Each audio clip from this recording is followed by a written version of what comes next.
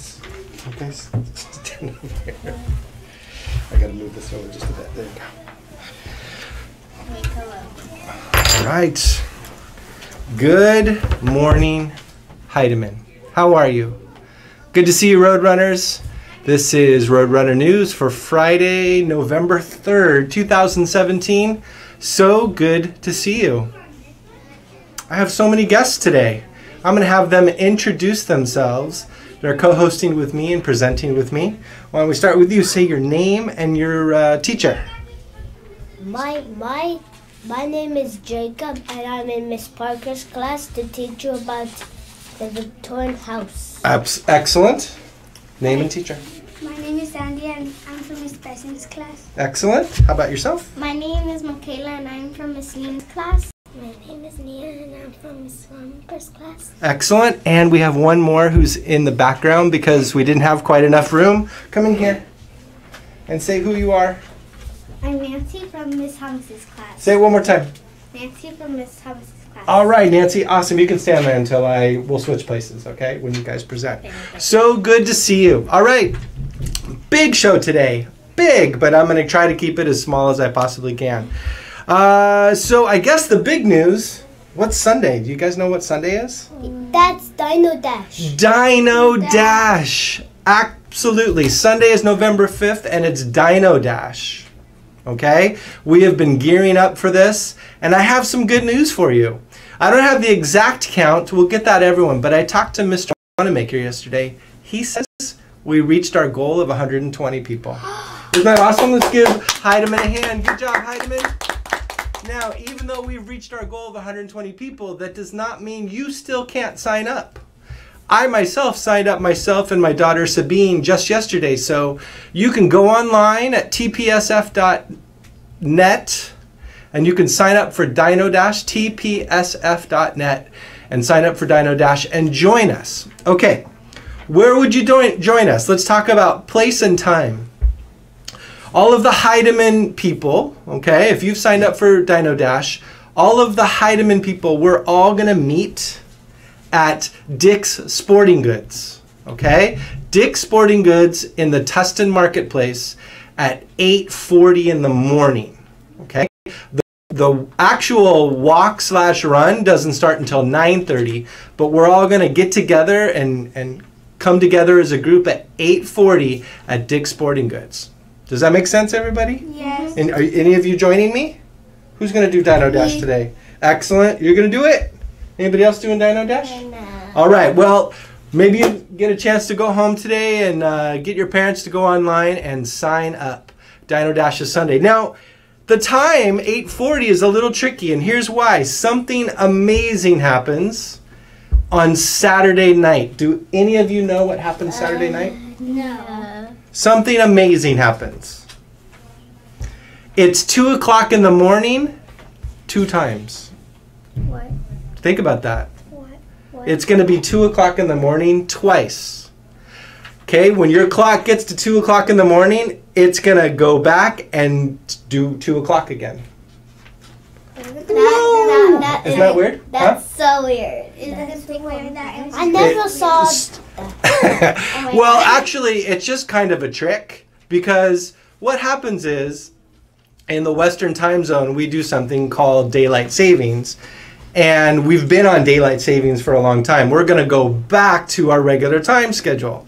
So what everyone agrees in the Western time zone, that's California and Oregon and Washington and some of Nevada. That's so amazing. And a lot of Arizona, we're all going to agree to go back an hour. So when it becomes 2 o'clock, right? And then it goes to 3, and then it's going to snap back to 2 o'clock again. So when we wake up the next morning, right, it's going to be a little darker, right? It's going to be 2 o'clock. Is that right? Is that a little darker? I'm thinking. Maybe a little darker. It'll be a little lighter in the morning and a little darker at night. So you know how it gets dark around 6 o'clock at night now? It's going to get dark maybe more like 5 o'clock now after Saturday night. So why am I telling you all this? Not only is it fun information, but Sunday, it could be a time problem. You have to make sure that Saturday night, everyone sets their clock back 1 hour. Does that make sense? Yeah. Everyone has to put their clock back 1 hour. So Except on cell phones, like the cell phone will do it automatically. You know what I mean? Yeah. It'll just do it automatically. Your cell phone, because your cell phone connects to the satellites in the sky, and those computers do it automatically. But if you have like a watch or a clock next to your bed, or there's a big clock in your living room or something, you have to set it back 1 hour so you wake up at the right time in the morning. Okay? So we don't want anyone coming at 7:40 in the morning. We want you coming at 8:40 in the morning. So make sure you set your clocks back. All right, enough about that. And I guess the other thing I'd like to say is I want to wish our new student conference good luck. I know you guys had your first meeting this morning, and you guys are going to do great work for us today. We're super proud of you for being chosen to be in Student Congress. So all of you that met this morning, good job. And yeah, we just want to wish you luck. We know you're going to do great things for Heidemann this year. So do we have to, or Do we have to what? do we have to like set it backwards, or do if we want to? Well, if you don't set clocks backwards, then you'll be an hour off the next day. What? Do you see what I mean? Yeah, I get it. Okay, you guys get that? Okay. I know. We'll talk more about it. All right, we need to move on. I think what I'm going to do is do all of the Roadrunner cards, because then I'm going to turn it over to this amazing group of second grade students who went and visited an old Victorian house. What was it called again? The Kellogg house? Yeah, the Yeah. Kellogg house. The Kellogg house. And they're going to share, and they got pictures, and they're going to tell you all about their experience. So I want to sort of get out of their way so they can do that. So let's quickly announce prizes for today, all right? I'm just going to do this myself just this one time, just to be quick, all right? So congratulations to these Roadrunners for being respectful, responsible, ready to learn. Your name was chosen. Thank you for being leaders of the school. Joshua from Miss Parker's class. Ashley from Miss Imes' class. Is Karame from Miss Cliven's class. I hope I'm pronouncing that right. Alexander from Miss Ramenper's class. Jose from Miss Anthony's class. Edgar from Miss Boy's class. Good job, Edgar. I'm going to say Alize or Eliza from Miss Besson's class. Oh, that's a Y. Leah, thank you very much, from Miss Besson's class. Nathan from Miss Silver's class. Angel from Miss Imes' class. And last here is Landon from Miss Imes' class. Good job, you guys. So when you get a chance today, when you have your teacher's permission, come to the office to claim your Roadrunner prize. And we have our last 3 Dino Dash awards. First will be this very cool, can you see that? Inflatable dinosaur balloon. Oh, that's nice. Right, pretty cool. And that balloon will go to Allison from Miss Besson's class. Good job, Allison. All right, we'll put that right there. You can claim that when you get a chance. Miss Lean, I have Anthony from Miss Lean's class, and you have earned a second inflatable dinosaur balloon. Check it out. Good job, Anthony. And the last prize, yeah, check this out. You want to hold that up? A cool key ring, right, for Dino Dash. Very cool. You can put your keys on it, or, you know, things that are valuable to you, little bracelets and things like that. And that goes to Alex from Miss Boy's class. Good job, Alex. All right, we'll put that right there. All right, and we have a lot of prize to give after the show today. Oh, and this keeps ringing on the table here. For those of you who are doing things like the 5K and the 10K run and maybe some of the bike races, you too can win this cool Dinosaur Dash finisher medal. Isn't that awesome? It is. Oh, it is cool. Pretty cool. So I thought I would just wear this as another advertisement for Sunday's ride. Dinosaur Dash finisher medal. So if you do some of the bigger races that require running or riding, you could win this medal as well. All right, let's move on, shall we? Yeah, there we go. I'm going to get out of the way so you guys can talk about the show. I mean, about your field trip. Woo! Okay. There we go. Yeah, that'll be easier if you want to scoot over. And you can share your chair with that. Okay. Let's make sure I have you all in the frame. And Jacob, lean in this way and lean in this way. Okay, you guys scoot over a little bit that way. All right, I got you all in. Excellent. Okay, who wants to start? Tell us about where you went. I'm talking about the kitchen, and the kitchen was a little bit weird because the soap was all gross and So this was a Victorian house. This house is what, like 200 years old? Kind of.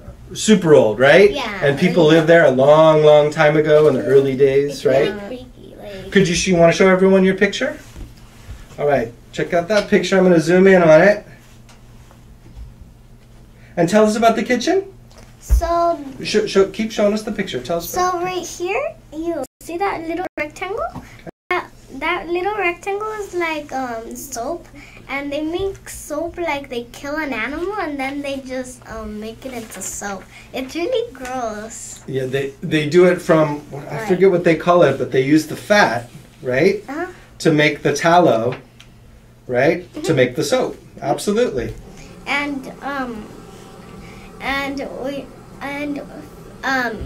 Since some people got a little bit hungry, we got a snack with some butter, and to make the butter, we had to shake it about 10 seconds. Very good. And then we have to pass it back to someone else to shake it. And then it hardened. It was all hard, and then it turned to butter. Oh, so you can actually see butter being made. Yeah. Nice. Very cool. Had you guys ever seen butter being made before? Yeah. Yeah. You had? Yeah. Oh, okay. So you guys know how that all works. Awesome. All right. Would you say it's easy to cook in an old-fashioned kitchen, or do you think it would be hard? It would be hard. Why would you say it would be hard? Because maybe the oven would be rusty. The oven would be rusty. So it's made out of metal, right? Any other ideas? Why else would it be hard? Because to cool their food, they don't have like a refrigerator like we do. They have an ice box though. Ooh, what's an ice box? Can you describe that for everybody? It's like a box with ice on it. And then to get the ice, there's a guy on his horse, and then you put up a sign like how much ice you want, and then he brings it to you, and with big rusty things. And what would happen after the ice melted? The kids would have to open it and would have to take it out. And so they had to continually put new ice in there all the time to keep things cold? About 20 times a day. So it's almost like having an ice chest for a refrigerator. You had to always put ice in it. Yeah. All right, who's going to speak about a different part of the trip? All right, Jacob, all the way to you. How about you, bud? About this telephone. This telephone is different than the other telephone that we use. Oh, excellent. Hold the picture up so we can see it and keep talking.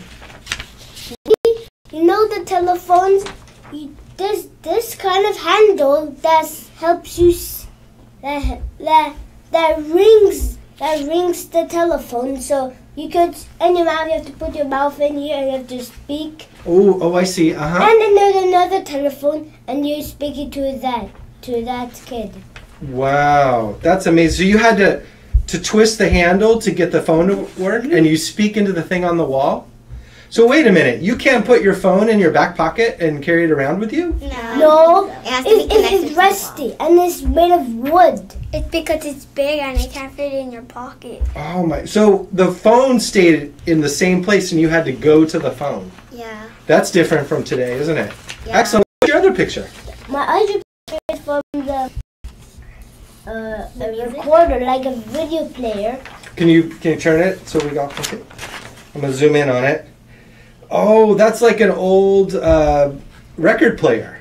like an old record player. Yeah. And so what comes out of that big thing that looks like a flower? What comes out of it? It comes out like music. It's music, absolutely. From like a piano. From like a piano, but it's not a piano. So music didn't come out of your phone? No. No. Wow, or your iPad? You had to get it out of that big thing. Yeah, to hear Wow. music. That's amazing. Show it one more time. That's all. I'm going to zoom in on it. That's where you would hear music. Mm-hmm. I bet back then that was an amazing invention, that they got to have music in their house. Yeah. Recorded music for the very first time. Amazing. Thank you, Jacob. Andy, you want to go next? What are you going to present? I'm presenting the clothes, and we were in the dressing room, and the girls had to wear these old like dresses, and the boys had to wear like the coat and the tie. Tell you what, Andy, why don't your head and the paper switch places, because the microphone's covering the paper. Here, do it the other side. There you go. Now I can zoom in on it. Okay, tell us more about all these. Is this you guys? Yeah, You guys all got to wear those clothes? yeah. Oh my gosh. So how were the clothes different from, say, the clothes we wear today? It's because the dresses are like longer than the ones that we have today, and then the coats are thick, Thick, that's a great word. Heavy. heavy, and the ones that we have today. But the ones that we have today, it's light. Do you think it would have been hard to run around the playground if you had to go to school in that? Yeah. Yeah. All right, so you had to wear these thick coats and these super thick and long dresses. All right, excellent. Thank you. We're getting such a great idea on how different it was back then to live. All right, my friend, you are next. What are you going to present? This hat is for like when you don't do your work. You put it on, and then when you go to recess, when you walk, people are gonna know that you didn't do your work. So this was for school back in the old days? Yeah. At school, if you didn't do your work, you had to the punishment was to wear that hat Yeah. and stand in a corner? Oh my goodness. And everyone would walk around and see that you didn't do your homework. And then they will laugh at you. And they would laugh at you. And you would have to hold books on your hands until you got tired. Really Oh my. tired. Show everyone again with your hands. You had to hold books like this? Yeah, like this until you got so tired of it. Oh my gosh. So what do you think? Is school better now or back then? Now, definitely. That does not sound fun at all, does it? No. Didn't you guys get to go inside a little schoolroom with the desks and everything? Yeah. Excellent. All right. Thank you so much. And the last part of your presentation, what are you going to talk about? I'm gonna talk about the boys' room. There's Like the bedroom, you mean? Okay. Turn it straight towards us, and I'm going to zoom in on it. Go ahead and talk about it. There's hooks on the wall up on top, Uh-huh. and there's dresses because there wasn't a closet in there. Oh, you guys see that on the hooks up on towards the ceiling there, right? Yeah. They had to hook them there because there was no closet. All right. Excellent. And What else would you like to share?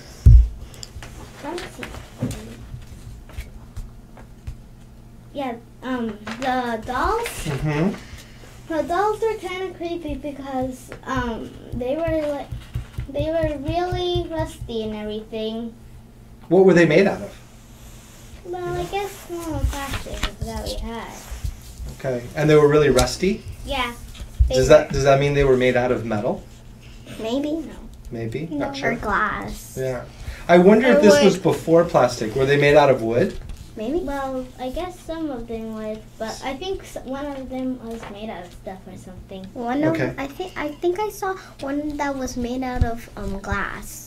Oh, a doll made out of... Wow, you would have to really be careful with that doll, wouldn't you? Yeah, it Oh. can break so easily. Absolutely. And what's your last picture there? One more. Is that a bedroom also? It's the same bedroom. Let's see if we can get a little better view there. Okay. There's a dollhouse over here. Uh-huh. And the dollhouse may seem little for other little characters. So maybe something with bigger. All right. All right, guys. You guys did such an amazing job. Let's end by everyone giving one word that describes your field trip to the Kellogg house. One word that best describes it. I'll give you a minute to think about it. What's one word? Like, I'll give a word. Amazing. You can't use that word now. But like, that would be one word to describe Really, your field really, trip. All right, really. Jacob, you're first. What word would you use? That is very important not to touch anything in the Kellogg house. Okay, very important to Not touch toys. not touch it and preserve the old things for other people. Very good. What would you say, Andy? It was like cool and nice, like when we went inside. Okay, how about you? Fancy. Fancy. Beautiful. What a great word. Okay, how about you? Do you work? Say it one more time. Do you work? You have to work. Very good. And last but not least? I guess it's awesome because I like the grape syrup. Awesome. All right. Thank you guys so much for sharing your field trip experience with all of the Roadrunners. All right. So we wish everyone goodbye. All right. Bye. Bye, everyone. Bye. We'll see you later. A bit of a long show. Dino Dash 840 at Dick's Sporting Goods. Bye.